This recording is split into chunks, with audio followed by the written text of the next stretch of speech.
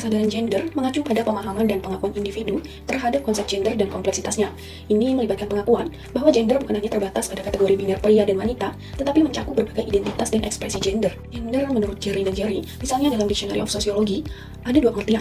Pertama, kata gender biasa digunakan untuk membedakan antara laki-laki dan perempuan berdasarkan anatomi jenis kelamin. Sedangkan, pada pengertian kedua, terutama pengertian yang digagas pada sosiolog dan psikolog, bahwa gender lebih diartikan ke dalam pembagian maskulin dan feminim. Para antropolog seperti halnya psikolog dan sosiolog telah memberikan penekanan bahwa gender didefinisikan secara sosial dan kultural. Perbandingan jumlah jurnalistik perempuan dan pria di Indonesia.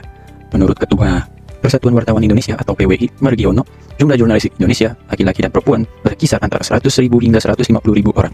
Sedangkan menurut Ketua Asosiasi Jurnalis Independen Indonesia atau AJI, Suwarjono, Wicaksono, dan Arianto, jumlah jurnalis Indonesia hanya sekitar 10.000 orang. Kesetaraan gender dan masalah gender pada jurnalistik di Indonesia. Pertama, representasi stereotip.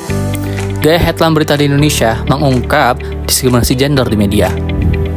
Contoh headline berita yang belum dianggap sensitif gender adalah wanita seksi dan cantik ini tidak malu jadi petugas pesan antar makanan. Prevalensi prasangka gender dalam jurnalisme di Indonesia disebabkan oleh dominasi patriarki.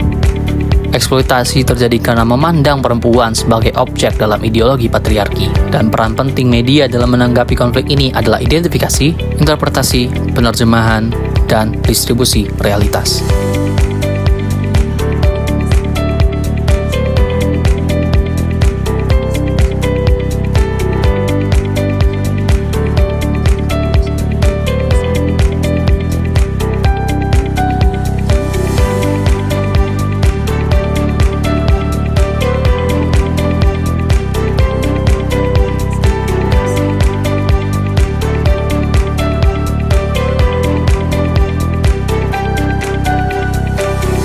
Maria mengkritik Kompas sebagai institusi yang sangat patriarkis.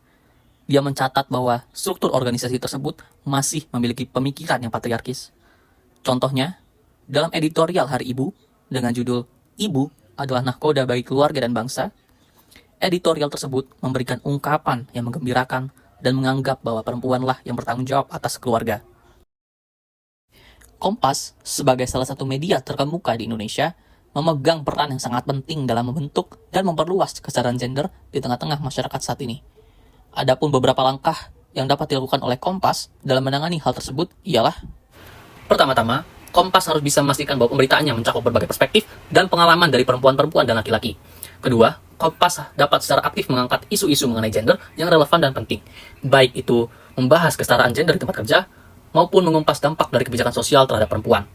Ketiga, Kompas dapat membuka ruang bagi cerita-cerita inspiratif tentang perempuan yang telah berhasil mengatasi rintangan dan mencapai prestasi luar biasa di berbagai bidang mereka. Selain itu, Kompas dapat menjadi platform penting untuk mendorong dialog dan diskusi tentang isu-isu mengenai gender. Secara keseluruhan, Kompas adalah agen perubahan sosial yang berperan sebagai kunci dalam membentuk kesadaran gender di masyarakat Indonesia.